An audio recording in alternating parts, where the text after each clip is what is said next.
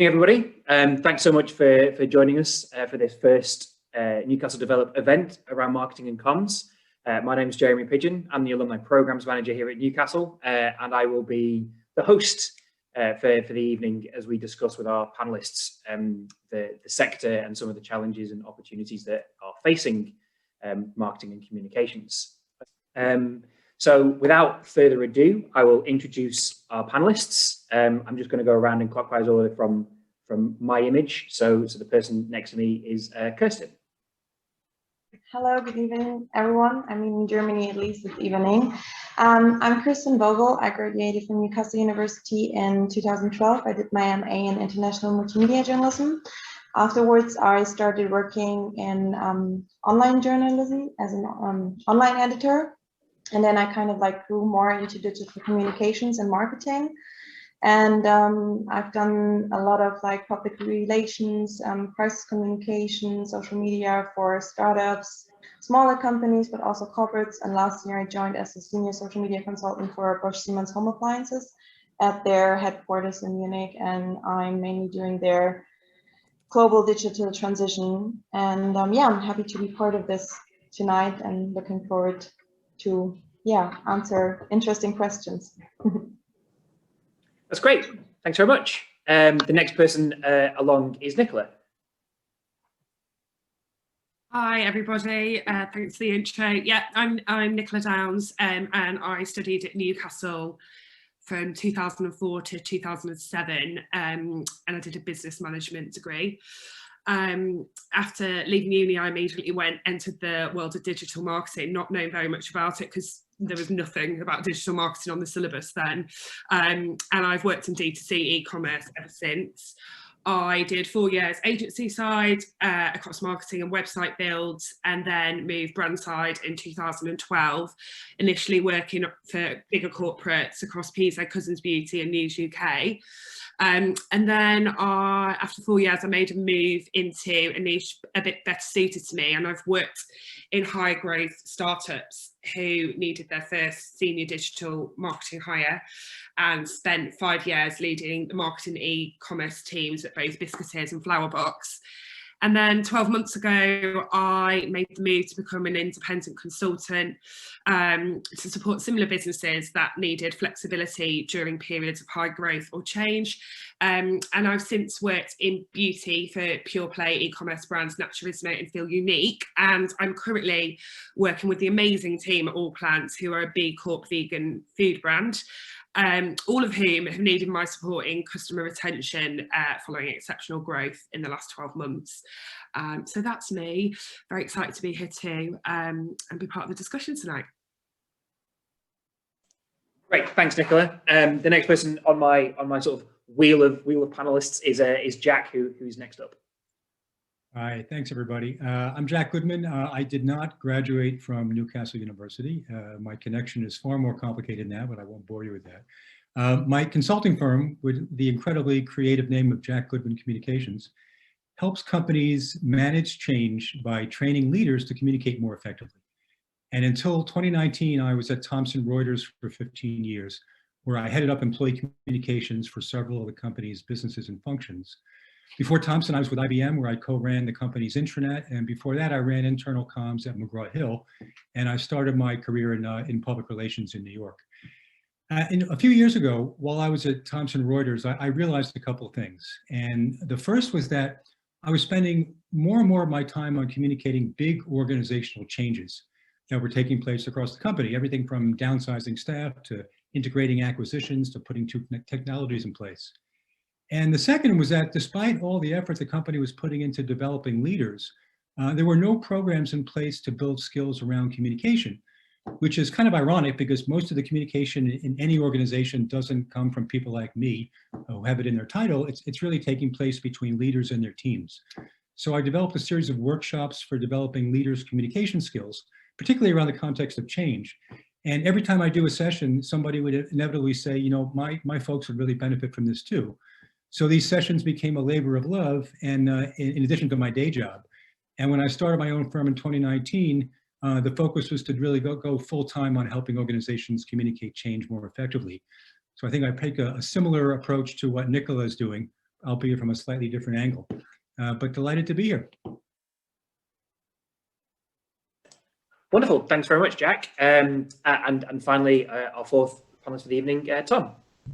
Hi everyone, so I'm Tom Chandler. I graduated from Newcastle University having done a master's degree in e-business in 2018. So since graduating, I became a senior consultant at a local digital marketing company called MediaWorks Online Marketing. So in the last 3 years, my area of focus has been in an area called PPC, which is pay-per-click advertising. So we essentially use clients' media spend to drive performance essentially across Google. So, this is a very kind of fast-paced, really interesting sector, and I know I've only been in that sector for 3 years, but it feels like a lot longer in terms of the lessons I've learned and the things that I've seen. So that kind of allows me to work across sort of B2C and kind of an e-commerce side of things.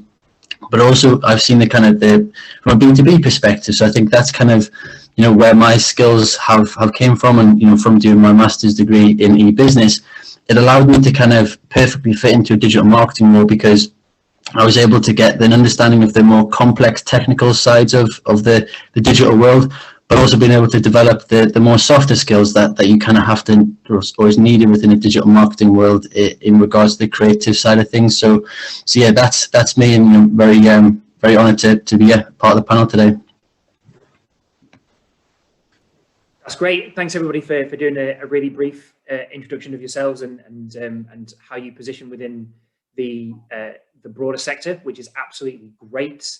What we're going to do over the next sort of half an hour, maybe 40 minutes, if we get into it properly, is hit a couple of really big topics that we think are having a big impact on the sector today, and how that impacts people's work or people thinking about getting into the sector. And just hopefully you'll come away with some insights and some valuable experience on how those things are shaping the future of marketing and communications. We're going to start with kind of the elephant in the room, but from a slightly different angle of attack, which is we do want to touch upon COVID, but we don't want to talk about how COVID is changing the industry for the worse, or all the last 12 months worth of experience. What we're going to talk about instead is what are the opportunities that the pandemic has brought to the sector, and how can people approach those in a new and innovative way, and think about how it might impact your work or getting into the sector. So I'm just going to ask the panel briefly to talk on that topic for a couple of minutes each, and then we might have a quick group conversation at the end. And I'm just going to reverse my direction. So I'm going to come to Tom first for his thoughts on the opportunities that COVID may have brought to the sector. Yeah, so I mean, the COVID period last year was without doubt one of the more complex periods from a digital marketing perspective. Kind of my area of speciality and kind of what I work with at the moment is kind of some big e-commerce brands, kind of high street brands, and kind of being able to understand how that impacted them last year, and being able to build strategies to navigate through what was, like, without doubt one of the most complex trading periods ever. Was difficult, but such valuable lessons learned, and also opportunities that were gained off the back of it. A simple example being, we saw the biggest Black Friday in history last year.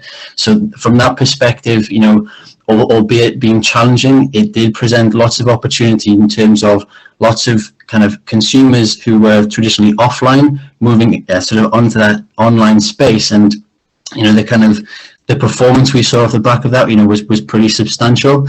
And I think that has, definitely, pushed along clients and, businesses to move more into the digital side of things and take advantage of the opportunities that present themselves. And, I work quite a lot with kind of, Google and Microsoft and Facebook, and to be able to understand the initiatives that they're putting out for retail, in particular for Google, to me was, a big part. And, if there are kind of, I guess, companies that aren't fully convinced by the digital impact, for example, I think, last year has definitely shown that there is so much opportunity out there to kind of take advantage of, but also it's become a bit of a necessity now in terms of responding to the new world, I think, that we're living in. And I think that is going to be, a key thing from last year that we've learned in terms of being able to adapt more and build more data-driven strategies because there's so much change essentially in the world. And yeah, that's kind of my thoughts on that one. Great, thanks, Tom. That was really useful, and it's definitely a thing that I think is becoming very evident, that the interaction on digital is more and more a mainstream part of what companies do. So I'll ask the same question to Jack next. Yeah, and my perspective is really on the internal side with employee communications, and as opposed to what Tom was talking about externally.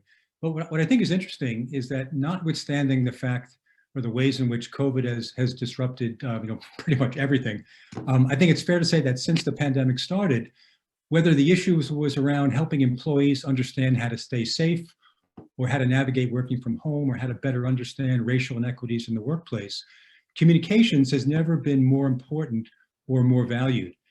And we did a survey last year which showed that companies are communicating much more frequently with their employees, much more transparently, and they're using a wider variety of channels to get their messages out. And in particular, leaders have really stepped up by expanding their interaction with employees and in a much more personal and informal ways. And I think these changes are going to stick around for the reason that, in my opinion, communicating effectively always, but particularly in a time like this where everything is changing, it still really boils down to one thing, and that's trust. And the ways that communicators have adapted in the past year have increased trust and really helped smooth out some of the very pervasive cynicism that's generally pretty endemic amongst employees. So I think that's a positive trend. That's great. Thanks, Jack. I totally agree. At Newcastle, we're seeing that sort of more personal interaction from especially our more senior leaders, which I think is probably going to be reflected across multiple sectors, which is great. To yourself, Nicola, as well, about opportunities from COVID.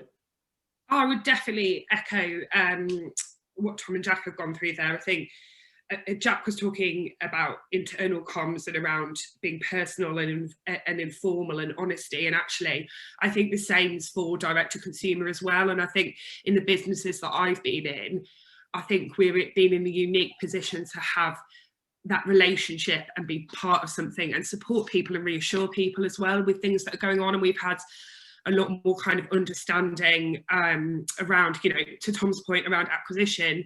The businesses that I've worked in have seen 90% year-on-year growth last year, and that becomes really tricky from a fulfillment point of view. I mean, it's great from a bottom line sales point of view, but equally you've got delivery issues that you kind of need to manage. And we've found that having that kind of like honest, transparent, personal relationship with customers has kind of negated maybe any of the issues and disgruntles that you might get.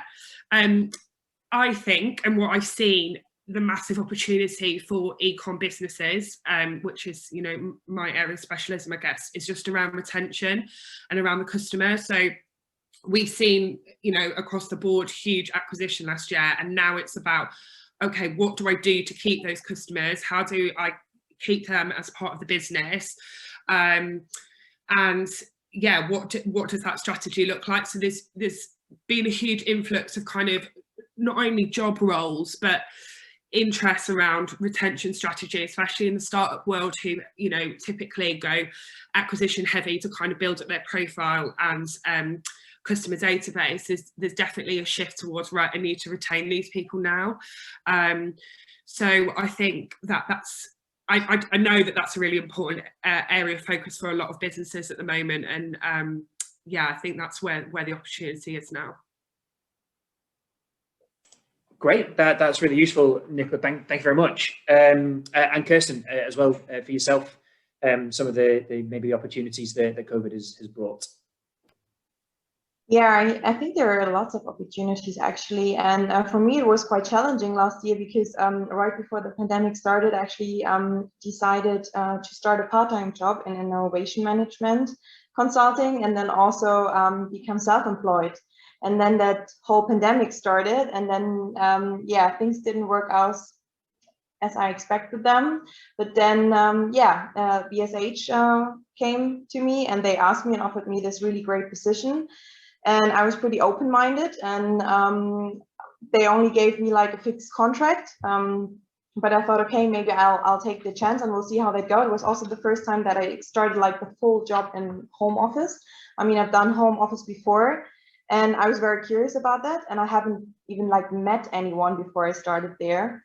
And there was also quite a challenge, because then working with people, you've never met them, and then I work in global digital transition, meaning that I work with like basically every country in this world, and then everything's just like online. You've never seen these people. It's also like a challenge of kind of like getting to know each other, getting to know your colleagues, and then also of intercultural differences and stuff. So there was quite a challenge, but also very interesting to get these insights, and then also the chance to kind of like drive new solutions, tools, implementations so quickly. And I think that wouldn't have been possible before that, because then there was the urgency, because we had like several lockdowns already. So there really was a need to kind of like have everything online, and then also guarantee that everything is working.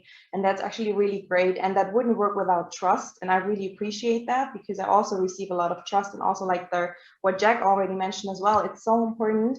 And I think there was also like a mindset change, because I remember that a few years ago, people were like, oh, you're doing just home office, how does it work? Are you actually working? But now it's just, you're just working in home office, and that wouldn't work without trust, and then also without kind of like your own discipline. And I think this is also a great chance to grow personally. And yeah, so I think, and also like kind of like the impact you see very quickly, which usually takes, I don't know, a few years. Now it just takes a few weeks or a few months. And yeah, so I think that's quite a great chance, what you can really see. Yeah. That's great, thank you, and thanks to all four of you. I think it's really interesting to see, even from within the marketing and communication sector, how much of that transfers across many different industries, about the increasing trust and the shift to more transparency in terms of internal communication and external communications, and getting some corporations and businesses who maybe were a bit wary of digital to embrace the fact that it is going to be the new normal. I think it's all really valid and fascinating points for the sector, and obviously are things that are going to have a huge impact for people working in marketing and communications, and people who are thinking about working in the sector as well. I think unless anybody has a final point, we'll just touch onto the next topic, which is more sort of related maybe to people who are thinking about getting into the sector, which is, what are perhaps maybe the barriers to entry that people might not be aware of, and kind of the flip side of that coin, which is, what are the skills that would be really useful to people who want to start either transitioning into the sector, or who are looking to progress themselves up to the next career opportunity. And I'm going to come to Jack first. So, I'm a solo practitioner, so by definition, I'm not a hiring manager. So I'm not entirely on top of this, but my sense from talking to former colleagues is that there's still a fair bit of demand for entry-level communications people, even during the pandemic, particularly for things like social media and social media marketing. I mean, writing and PR. One piece of advice: if you're interviewing and somebody asks why you want to get into communications, please don't say it's because you like people. I've known some really talented communicators who could not stand other humans. That said, you do have to have high emotional intelligence, because your job is essentially about being able to influence people, right? To help shape attitudes and behavior. And the single most critical skill that you need to have to be a communicator, in my view, is, it seems self-evident, communication skills, particularly writing. And I don't mean okay writing, I mean really standout writing. That is absolutely foundational. And to be honest, it's shocking how many of my colleagues don't have those in place. So I think that's really critical. And finally, it's not really a barrier, it's more of a consideration if you're looking for a job in the field, is whether to work for an agency or versus an in-house communications function. I started at agencies, and my bias is probably towards starting out in that world, because agencies are typically much more fast-paced. You work on a number of different accounts. It's great for really learning client management skills and how to multitask. but it can be difficult to really dig in and get a sense of what's happening in a client's business. And if you go in-house, you're dealing with the one client, albeit usually a large and complex one. And that complexity can slow things down because there are so many stakeholders to manage. But in my experience, it's usually easier to go from the agency side to the corporate side rather than the reverse. And I'm curious if my fellow panelists agree or disagree in their experience. That's a really good question, and I saw Nicola nodding along, so I'm going to come to Nicola next for her thoughts on those areas. Yeah, that's really interesting. I completely agree, and it's the advice that I often do give to people. And again, probably biased because I started agency side as well, but it really helps you build up your network. You learn lots very quickly. And you're kind of thrown in at the deep end, really. But I think as a kind of, when you're a graduate or you're starting out in your career, that's kind of what you want. So I would definitely echo those thoughts. I think in terms of hiring and what I look for in skills and stuff like that, ultimately, I think the advice that I'd give is it comes down to like attitude and passion, and that's how you stand out. And kind of to what Jack was saying around like, don't say it's because you love people, like be genuine, talk about what you love and be yourself. And that really always comes across. I think network as much as you can, like get your LinkedIn built up and, connect with everyone and reach out and have conversations and go to like awkward networking events that you don't really fancy, but you get into them.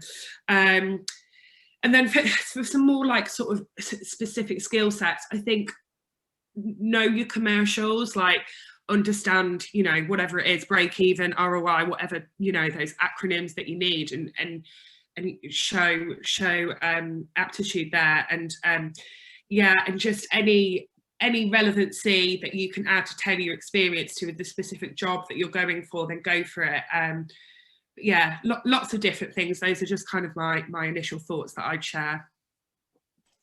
That's great. Thanks, Nicola. And I do think it's interesting to see the different how it impacts different things if you start in an agency versus if you start in-house. Kirsten, if I pass the question to you around what sort of skills or that you think people might need would be great. Yeah, I totally agree with Jack and Nicola, and I can also second. I mean, networking is so important and so essential. And I already went to the networking events at Newcastle University, and then I continued.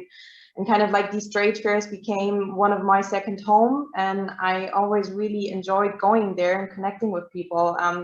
And you shouldn't feel awkward about that. It's fine if you get to know someone there and then add them on LinkedIn, or then also stay in touch. It can be so helpful.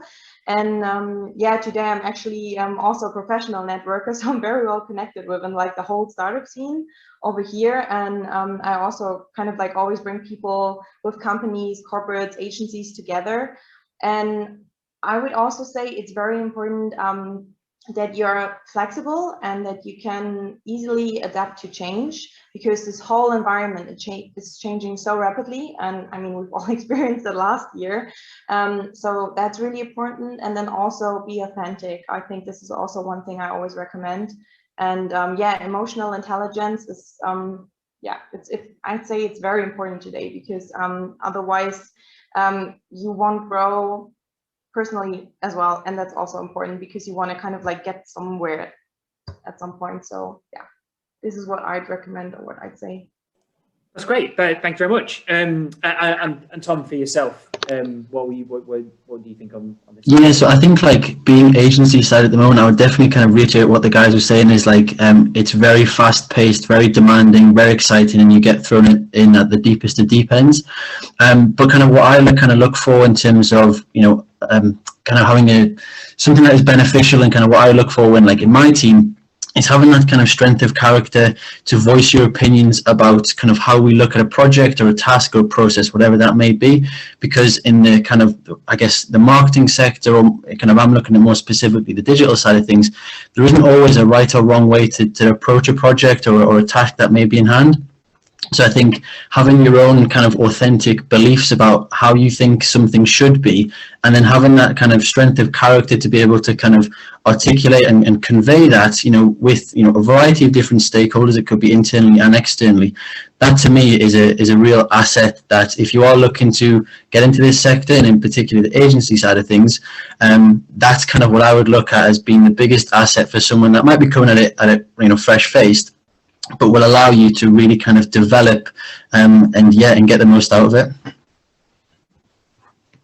That's great. That's really useful. I think it's really interesting to hear that the benefits you get from going to an agency seems to be quite clear, and that's not to say that working in house is by any means bad, but that breadth of experience you get at an agency is really useful. Jeremy?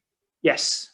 I just wanted, I've been thinking, I want to go back and reinforce something Nicola said about understanding the commercials, because sure. I think that for disciplines like communications that are seen as by many business executives as sort of very low on the evolutionary chain, the way you get credibility is by understanding the business and speaking the language and vocabulary of business.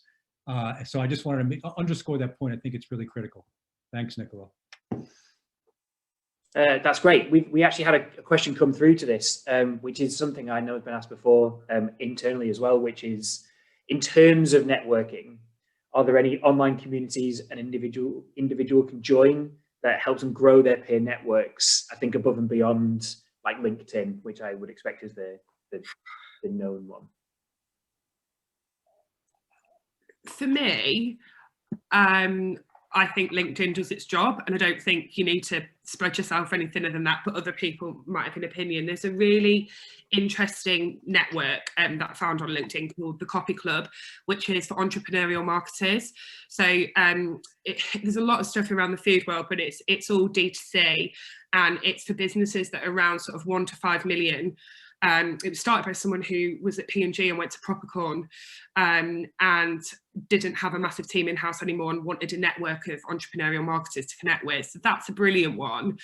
Going to events, but I honestly, I just think LinkedIn, like, just add people that you want to work for on LinkedIn and start seeing what they're talking about, to Jack's point. And then at some point, you know, slide into the DMs and ask, tell them that you want to work for them.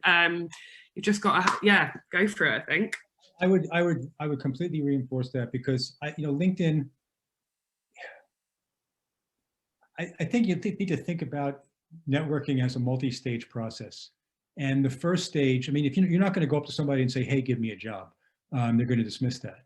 But if you were to find somebody who seems to be doing something interesting and send them a message and say, you know, I'd like to talk to you for 15, 20 minutes about how you got to where you are. Most people will say yes, because the commitment you're asking for is pretty limited. And you're asking about themselves, which most people would like to talk about. So I think that's how you start to establish a relationship. And over time, you'll have a large enough network that after you establish that connection, you can find ways to stay in touch. And then at a certain point, it may become appropriate to start trying to sell yourself for a particular role. But I think the goal of networking is to establish a network. It's not to immediately get a job from it. I think it's also quite helpful when you kind of like know how to pitch yourself and have like a slogan or something in mind when you introduce yourself to other people, because then they will remember you. And that happened to me quite often, that people then afterwards reach out to me. I mean, they probably don't offer you a job immediately, but you never know, because sometimes they just keep you in mind because for a particular thingy you said or mentioned, or for a particular skill you offer, and then they reach out to you. So maybe also think about that when you get to know new people, how you want to keep in other people's mind. Definitely. I think just to kind of finally chip into that one in regards to LinkedIn, I kind of always think of it as like your shop window. So like this is your opportunity to kind of highlight what your skills or interests are, what kind of things you follow, etc., etc. And definitely I kind of use LinkedIn to, well, my main purpose of LinkedIn is definitely to connect with similar kind of forward-thinking peers, because that to me is just the biggest advantage of that, because there's so many kind of parts that I'm interested in, or that I find useful in my day-to-day life, that I can pick up for things like LinkedIn, because it's almost like another community of people that's an extension of my current team that allows me to kind of challenge ideas, put ideas out there, get feedback, etc., etc. That's great. That's really interesting to hear, because we had the same conversation when lockdown first hit. Is there a way that we can help people to network through the university? Is there a particular site or group? And actually, a lot of it is do in-person networking events when we can go back to those, because they're very helpful, and be diligent with your LinkedIn connections and your LinkedIn network, because that seems to be the best way to make those networks, especially when most of us are working from home, which is great. That's wonderful. Unless there's any final sort of comments or final thoughts on that kind of skills or barriers piece, we'll move on to the sort of the final big topic that we're going to touch on this evening, which was going to be the not maybe the future of print media, but the sort of the impact and the change that we might see in the sector, possibly again due to COVID, around digital versus in-print marketing and in-print communications. I think would be fascinating. And I'm actually going to start with Kirsten this time around, if that's okay. Yeah, I was just thinking, I mean, I started working in print journalism actually, and it is very interesting how everything has changed. And I kind of like always wanted to be, a print journalist, because I always enjoyed writing and everything. And then I experienced how everything changed so quickly. And during my time at Newcastle, I volunteered for the hyper-local online platform Jasmine Local. Maybe some of you have heard of it, or if you live in Jasmine, then you maybe read the articles there. And I think in terms of change, I think at least over here in Germany, some really have probably missed that a few years ago already, or they weren't like quick enough in times of change. And this is what they've experienced last year, I think, because they didn't have anything online. And then when everything was shut down, they didn't even have like a chance then to still sell their things or to be present anywhere. And I think this is something which is very important, what you should keep in mind now, that you kind of like, be open for that, and not only, I don't know. I think, sorry, I missed the line. Maybe someone else can continue, and then I can switch in later. That's absolutely fine. We can loop back. I'm going to go to Tom next, because I know you work in a lot of digital. Yeah, so I'm actually quite fortunate in that obviously I work heavily within digital, but I also work with a large print company. So I've kind of seen the impact in terms of what digital can have on a print company, but also the products that they sell. So I think kind of my perspective on this, in terms of, I don't want to reflect too much on the COVID period, but one thing I definitely think that it accelerated was the need for innovation, in particular within sort of the print media and sort of marketing side of things. And kind of what I mean by innovation is, in particular, the kind of products or the ways that we market in terms of print. So we think of like, how the different types of things perhaps were before. I think the need for innovation and new concepts has just been accelerated so much. So I think that's going to be pivotal in terms of how print is in the future, in terms of how quickly can it adapt to what users are looking for, potentially what they're fulfilling their like necessity essentially. So like for this client, adding in new products and services that fits with how the current world is at the moment. Essentially, like shops, for example, are very different in terms of how they're set up and laid out, in terms of how can print like influence that and kind of be part of that. I think that's kind of how I viewed that in terms of the digital versus sort of print side of things, is that digital is on like on the up. It's surging at the moment, and I think for print to kind of respond and come back in a way, I do think that innovation and sort of out the box thinking in terms of how do you kind of blend the two together is going to be fundamental essentially. That's great. That's really interesting to hear, especially because you're working from a digital perspective, but with a print company. I think it's really interesting. Nicola, if I come to you next about this conversation. Absolutely. So similar to Tom, I was doing pure digital for about the first 8 years of my career, and then I went brand side and was responsible for print marketing as well.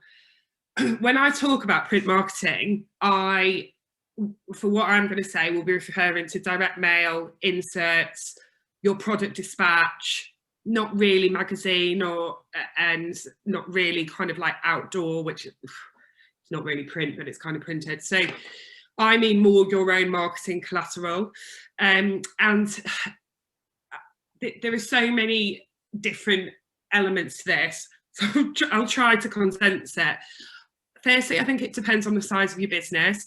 Print is generally more expensive per book or whatever. So if you're sending a direct mail, you already spent 22p on the postage. So, you know, averagely to land on someone's doormat is 50p versus an email, which is more or less free. So it depends where you're at and where your budget is at. However, I think that having a diverse marketing mix is essential, and I don't think print is dead by any stretch of the imagination. I think it simply amplifies and supports digital and e-commerce. I think, you know, your call to action still needs to be to what you're doing online if you're an e-commerce business. But, you know, you want different touch points. People are going to respond differently to everything. And that, I guess, is, and the next point of mine is test and learn, like try and get a small amount of budget. I'd start by doing inserts or brand swaps or product dispatch in your own parcels before you go into direct mail, just because it's a bit cheaper. And yeah, I think the other thing that I wanted to touch upon is actually the digital. I mean, Tom would tell you much better than me about this, but the digital landscape has been much more saturated in the last 12 months. CPMs have been really high. Like cost per impressions basically across Facebook and Google. It's been a lot more expensive because that's where customers are. So, you know, I guess it's about being strategic and looking at different options and looking at the full marketing mix. I think I could talk about this a lot more. So if anyone would like to talk to me about it, like feel free to reach out to me, but I won't take up the whole hour talking about it. That's great. That's really useful. And I expect the discussion between digital versus print could fill a lot of time were we to give it the legs. Jack, from your perspective. Yeah, I mean, as you know, my background is mostly in employee communications, so I can't speak from a marketing perspective. But you know, my starting point is that print and digital are just channels, and every communications channel is good for certain things and not for others. So, you know, just to clarify what we mean by print, you know, if you're talking about expensive brochures and other collateral materials, those are not used as much for internal communications these days. You know, when I started out, printed employee newsletters were all the rage, but those have gone the way of the dinosaur. And it just doesn't make sense for most internal comms. Although companies whose employees don't really sit primarily in front of a computer screen, in the past, pre-COVID, they often use posters or video message boards. What's interesting is that in the last year or so, companies have put a lot of time into putting mobile solutions in the hands of frontline workers, so they're not left out of company-wide communications. So to me, it's not about print versus digital. It's, you know, it's not either or, but it's and. It's what, you know, which medium, you know, really matches up with the objectives that you really have in a given context.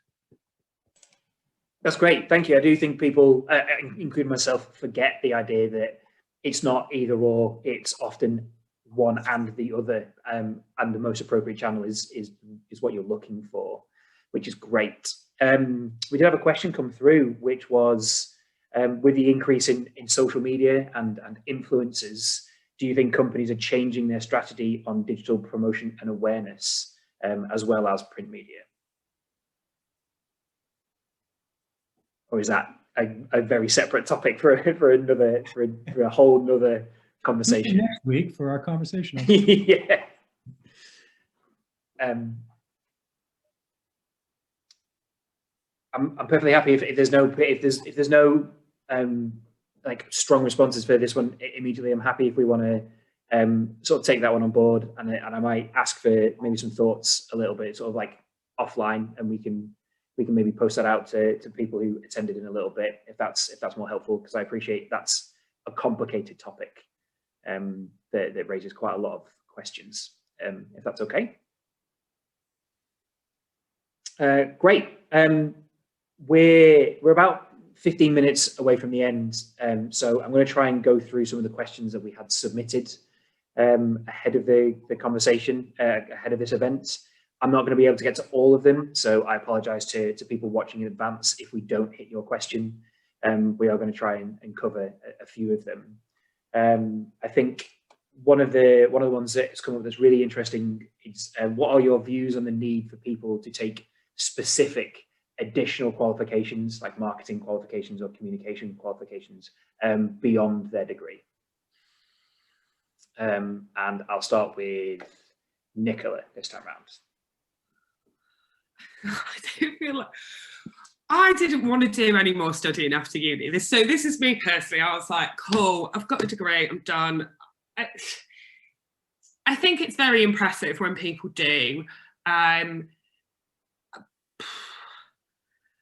don't know. Yeah, I think it's very impressive when people do that. But I think real experience to me personally is of more value, and it's just not a route that I wanted to go down. You know, but yeah, that would be me really. Yeah, just to chip in there, I completely agree with Nicola on that one. I think, you know, I do agree that it is impressive when you see people do get those types of qualifications. But, you know, for me, you know, getting that real world experience is just so valuable that you won't be able to get in a classroom. I think that's kind of one of the biggest things. You know, I on a daily basis work with like chief exec, you know, CMOs, you know, people that have been in the industry for many years, and I think the experiences you get to develop yourself personally, you know, you can't really get that anywhere else, but also the knowledge and kind of the way people approach different decisions and the kind of things they would consider that perhaps isn't written down in a textbook. I think to me that is, you know, I look at kind of the growth and kind of success I've had, and I would completely attribute that to just on a day-to-day basis actually, you know, sharpening my tools in actually doing the do. And obviously there will be lots of qualifications that you can supplement that with. I'm not kind of discrediting them in any way, but I do think, you know, for me and kind of the people I've spoken with that, you know, are leaders in companies, that's kind of the similar approach that they've had to getting where they are. So that's kind of where my opinion, I guess, sort of stems from. Yeah, forget about school. If you're in school, drop out right now and get it done. Basically. I think, not to be too dismissive, you know, having academic credentials are useful, I think, for your first job, because it gives some baseline of what you may know.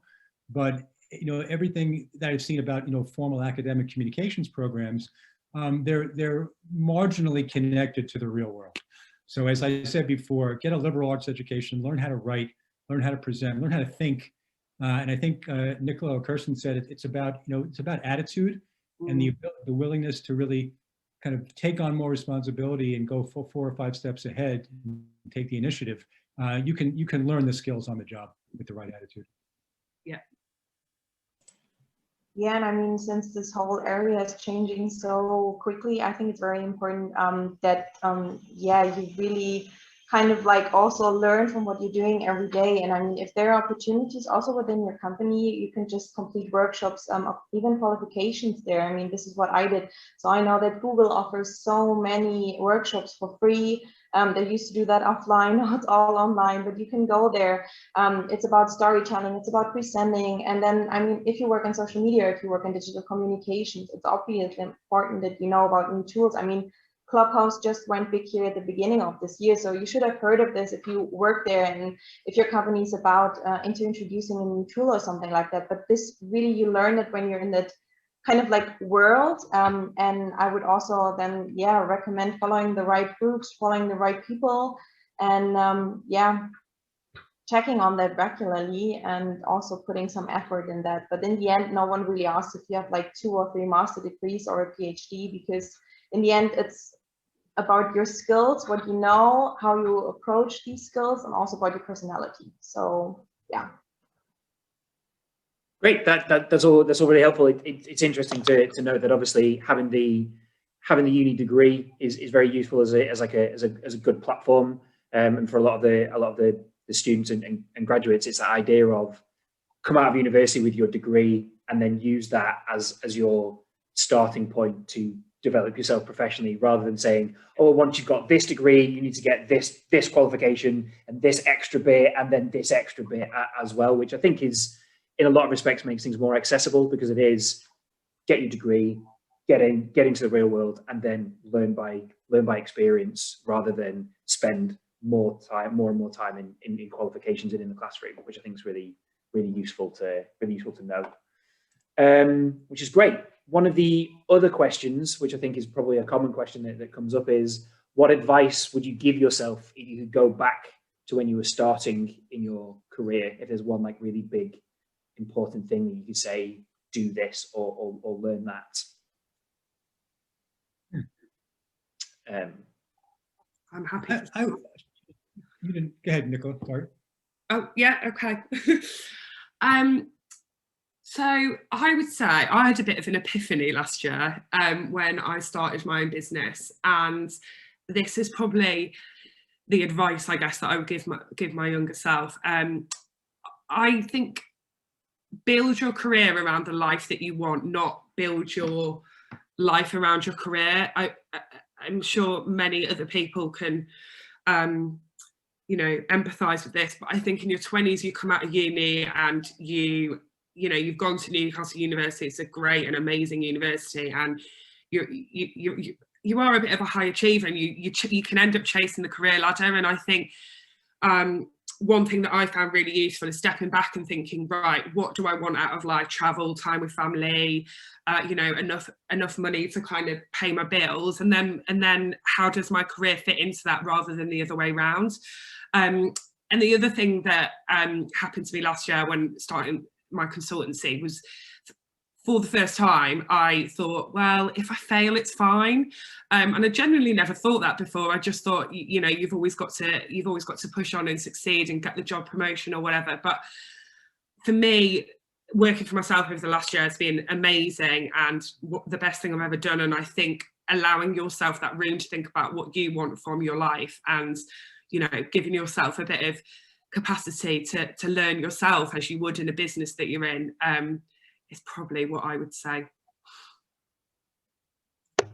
Yeah, I'd say sometimes not having a plan is also a plan, because I used to plan a lot 10 years ago, I think, and nothing went how I expected it to go. But now I'm like very happy, and I kind of like finally found this writing and the working environment I really enjoy, and I still have the time to do like other things which I enjoy, and I think that's quite great. And I think it's important to stay open-minded and not worry too much, and also don't worry too much about what like society expects from you, just because you have that degree now, and you want to go towards a certain direction. I mean, things change, and I think it's important that you kind of like stay true to yourself, and also be happy with what you're doing, because we spend so much time at work.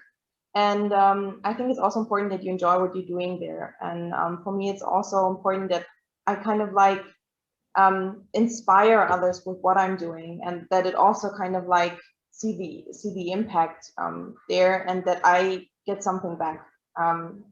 Because we just spend too much time there, so you shouldn't worry too much about that. And then also, no one really cares if you just do a job for like 6 months or even a year. I mean, if you're not happy there, or if you have the feeling that it doesn't bring you any forward, then go out, find yourself, and do something else.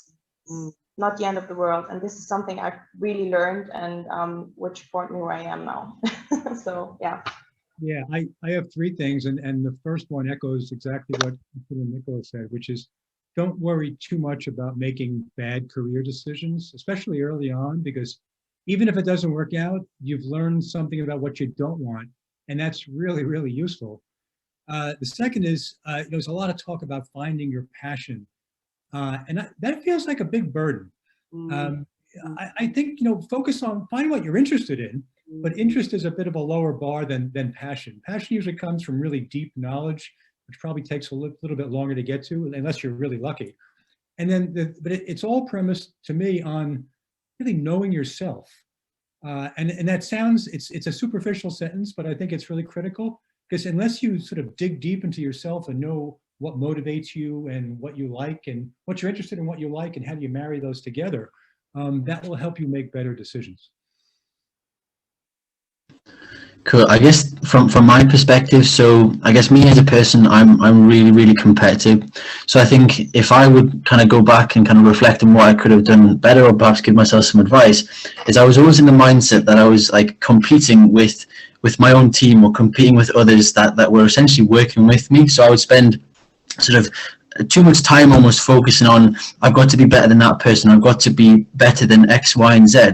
And now I'm much more in a position of, you know, someone else that is in my team, or someone else that within, you know, whatever project that I'm working on, is that they may know something that hugely benefits me. And I think I'm much more in the mindset now, you know, entirely in the mindset now of looking to like bring, if I'm on a journey of, you know, whatever I'm doing, is about bringing those people along with me. And then if I help them grow, then ultimately then I grow and I get better off the back of it. Whereas I think, you know, some people, and I see this like so often, is that people are just think that everyone is in competition with each other.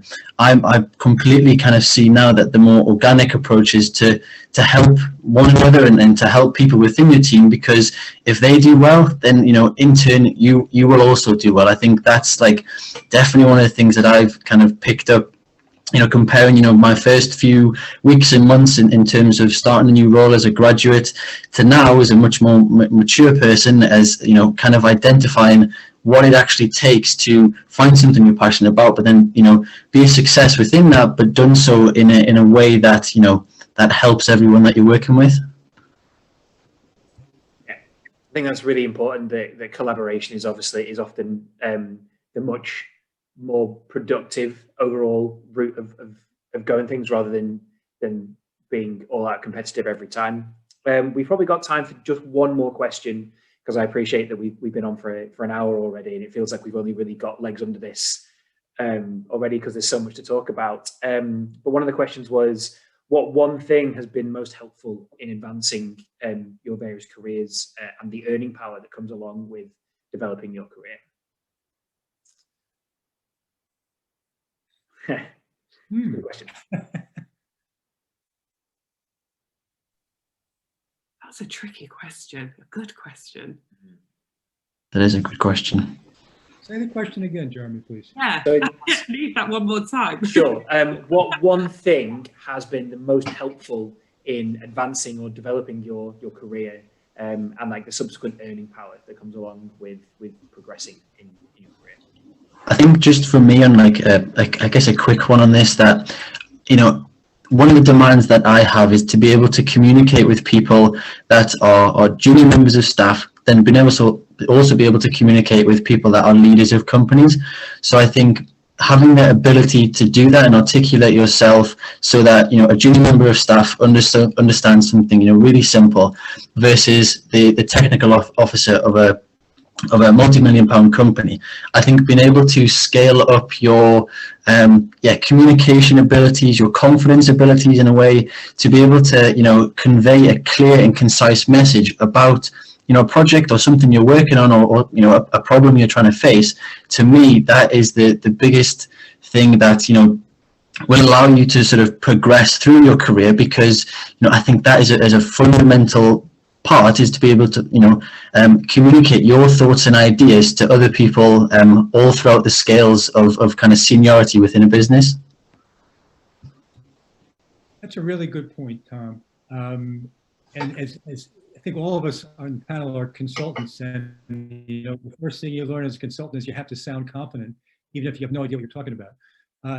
But I think this sense of feeling, in terms of what helped me in my career, it's having not necessarily a rigid plan, but sort of a sense of direction, but then being flexible and open to think, all right, well, if I could tick a couple of boxes when an opportunity comes along, do I like the people I'm going to be working with? And is it something I haven't done before? And if I could tick those boxes, I usually just went for it. So in a sense, I've backed into my career without necessarily a 5-year plan or a 10-year plan, which I think is ridiculous to expect people to have. But it's that sense of confidence and openness and flexibility that have been really critical. Yeah, I can agree with Tom and Jack, and I would also say what really helped me is that someone told me once, never take anything personally, and I think that really helps if you sometimes keep that in mind, because yeah, it's not about you in some situations. So yeah, that really helped me, and I would like to give that to you guys as well. This is a hard question, but I think the answer that I'd say, if I had to pinpoint one thing that's helped propel my career, is probably the feedback that I get most is about passion and being authentic, and, you know, having that kind of enthusiasm for a business and what you're doing. For me, has been the feedback that I've had that kind of sets me apart, and it has opened doors for me. So I guess that would neatly swing back to the first question around, you know, what you look for and what skills you need to get into the industry. And I think, you know, I'd reiterate around that attitude and passion and it being the right fit for you. And I think, you know, that authenticity and, yeah, just be yourself and enjoy yourself. Like your career is important, but it doesn't define entirely who you are. So, you know, there's a balance to be had there. Tricky question though. Yeah, it was a good question that came in through the chat, which is always useful. It's always great to see. We've actually gone a little bit over, but it's great because I think this has been a really fascinating conversation and a really fascinating set of topics to talk about. And again, thank you so much to all of the panelists who gave up their time to help out and to provide their knowledge and their experience and expertise in the sector.